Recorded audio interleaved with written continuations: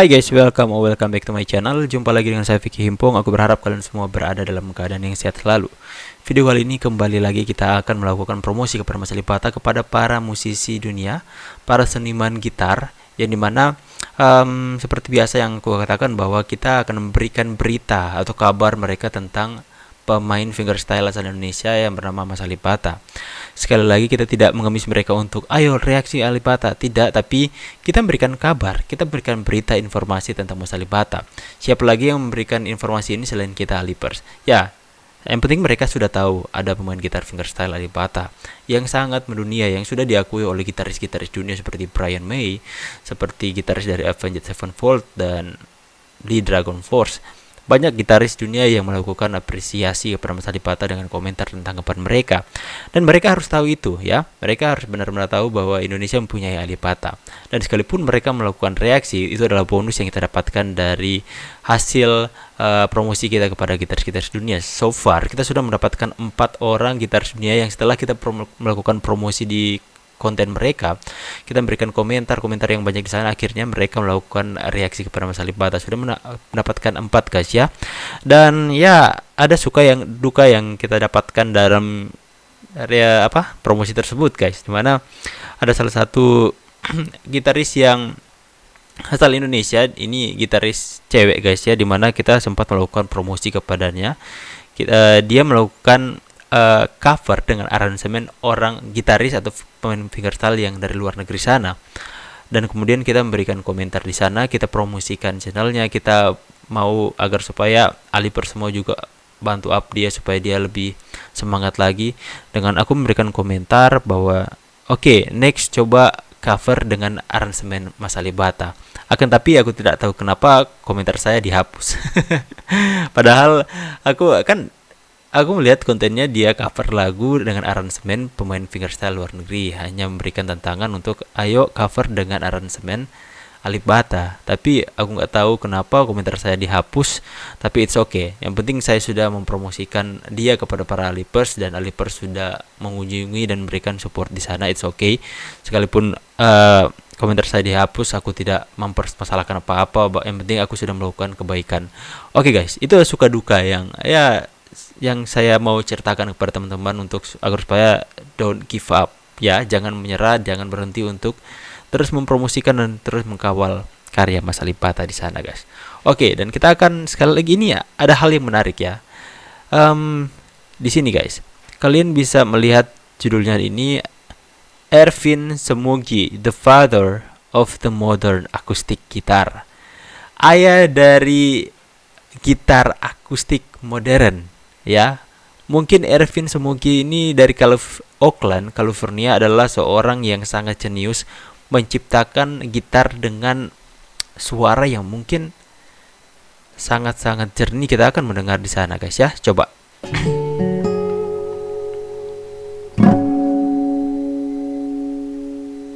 Hello, it's Michael Watts here, and in this episode of Luthier Stories, I'm talking to a man without whose work the world of the bespoke steel-string acoustic guitar as we know it would be a much poorer and very different place.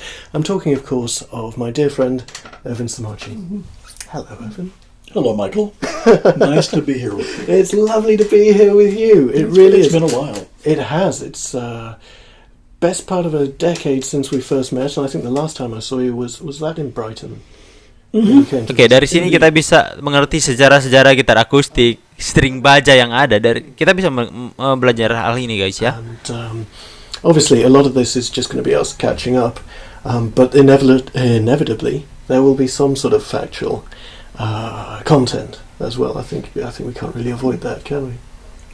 Actually want factual content? Well, we could try. All right, fine. Unless you just want to go for downright lies and hyperbole. I mean, that's just as well. No, I always do that. Let's do something different. So, one of the things I want to talk to you about is a guitar that you designed, which I've got to be completely frank with you, it changed my life as a player. And that is the Modified Dreadnought, an example of which I'm holding right now.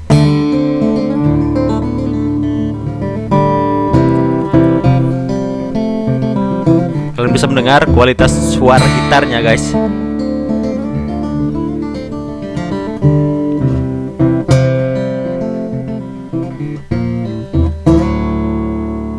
Gila, suaranya Pak sangat bright tanpa ada apa-apa.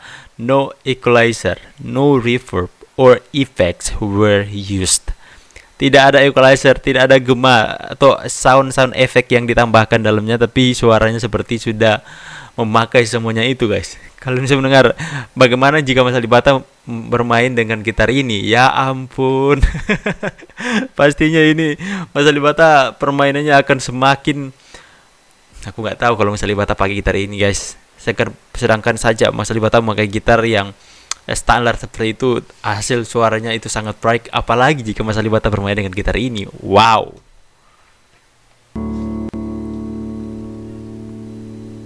I'd like, if you wouldn't mind, to learn a bit more about its creation. It's an interesting story, I think, although it didn't seem as interesting in the moment as it does in retrospect. Mm. But as I've mentioned before, I had been making steel string guitars for a few years. And I'd gotten to the point that I was making guitars that were good enough that people would actually want to play them and buy them, which was a huge step forward. Big step. Yeah. I'd say there were two milestone events. Mm-hmm. The initial one was back in about 1970. I had known someone who sejarah made ini, guys, his ya. own guitar using Irving Sloane's seminal book. Right, yes, of course. And since I had time, and I'd been playing guitar since high school, it occurred to me that, well, I could make one. Mm-hmm. So I got some woods, I got a few tools, very basic. I made a workbench out of half of a ping pong table. And, I spent a year puttering and sanding and shaping and shaping and this, that, and the other. And I got a decent guitar out of it. Mm-hmm. I was making my living at that point by playing guitar in restaurants, coffee houses, this, that, and the other. Ini menarik, guys. It was at that point in my career, quote unquote, that I discovered that I really don't have what it takes to be a professional musician. Right. The difference being that a professional will play well if he feels like it or not. In my case, I played well when I felt like it, and when I didn't feel like it, my playing reflected it. Right. It's not professional. But in that period, friends of mine who knew I'd made a guitar started to bring guitars to me to do something to, or repair, or tweak, or fix, or adjust. And to my surprise, they paid me for that. Bahan-bahan yang digunakan kah? This is guitar number 18, the 18th guitar I ever made. Gitar ke-18. It was bought a long time ago. I bought it back from the guy who bought it because he was no longer playing guitar. My thinking being that I could restore it and maybe even improve it, and maybe write an article about it because it's sort of historically interesting. This was very early on. This is not exactly work that's going to be sought by museums, but it was an attempt on my part to spread my wings and broaden my repertoire. So there's the peg head with a proprietary design, which is characteristic of Spanish guitars, whereas steel string guitars typically have a very plain peg head that's shaped by a router or something, and maybe mother pearl inlays put into it or something. But this was something that I came up with that I liked at the time, so my guitars had this particular crowning feature, if I can put it like it's that. like a crown. Until I decided that I didn't like it that much, and I switched over. So this is a very traditional Spanish guitar style element. Again, I was making a transition from making those kinds of instruments. So this is a 12-fret neck, which is typical of Spanish guitars. This is a mosaic rosette Yes, which indeed, is yes. characteristic of Spanish guitars. Once again. And it's a Spanish guitar diameter sound hole, Mm. which is not characteristic of steel string guitars, but that's what I knew. And it actually sort of kind of shaped like a classical guitar, in spite of the fact that this is going to be a steel string one. It's sort of a wannabe classic in a way. And of course it has the classic heel. Right. And I had no idea what I was doing bracing wise, so I did what you see in there right now, which is not Ini dalaman done gitarnya, these guys. days, but that's something that occurred to me that I could do and get away with. And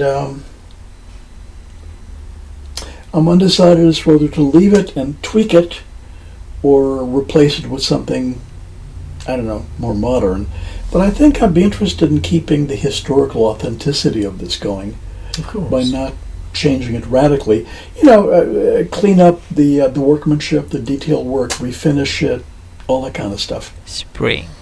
But not to mess with the construction all that much. Now we've got maple on the back and sides. Jadi kalian tahu orang yang pakai topi Yes. ini ya, Bapak ini yang mungkin yang menciptakan gitar-gitar modern string baja ya, yang dimana hasilnya itu suara yang dihasilkan itu sangat-sangat bagus tanpa kalian menambahkan apa-apa. Kalian bisa mendengar kualitas sound yang dihasilkan tadi, guys ya. Oke, dan sebelum kita akhiri ini, aku akan seperti biasa memberitahukan kepada mereka soal Mas AlipBaTa.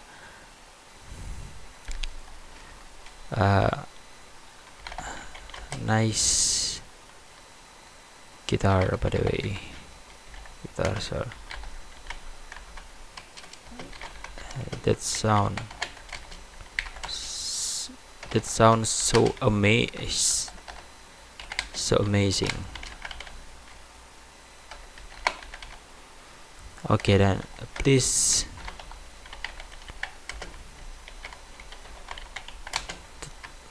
talk about AlipBaTa.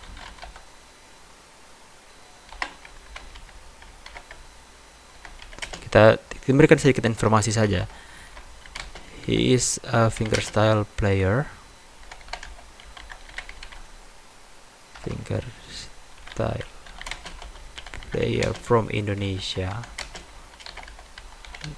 He is so unique and talent.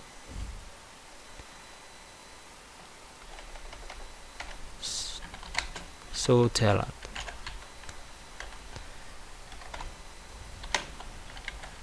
Please comment about guitar is used. Thank you. Oke, guys, jadi kalian bisa memberikan rekomendasi di sini di komentar, atau kalian bisa up ya komentar saya di sini supaya itu menarik perhatiannya, dan siapa tahu nanti dia akan melakukan reaksi kepada Mas AlipBaTa. Sekalipun tidak, yang penting dia sudah mendapatkan perhatian ya, attention dari kita semua. Siapa ini? Ya, alipers luar biasa ya. Oke, guys, jadi kita akan terus mempromosikan Mas AlipBaTa kepada para musisi dunia. Apapun yang terjadi, mereka tanggapi atau tidak, mereka reaksi atau tidak, itu bukan urusan kita. Yang penting urusan kita adalah mempromosikan nama Mas AlipBaTa kepada gitaris dunia, dan ya pasti akan ada hasilnya. Kita sudah melihat hasil-hasil yang ada. Sekalipun komentar kita dihapus, guys, it's okay, don't be worry. Kita masih banyak sekali gitaris atau musisi dunia yang rendah hati ya, yang bisa mengapresiasi karya seseorang. So, aku berharap kalian semua bisa bantu saya untuk up komentar saya di sana. Linknya ada di deskripsi, linknya juga ada di kolom komentar. So, thank you so much for watching this video. Saya Vicky pamit. See you and God bless you guys. Bye.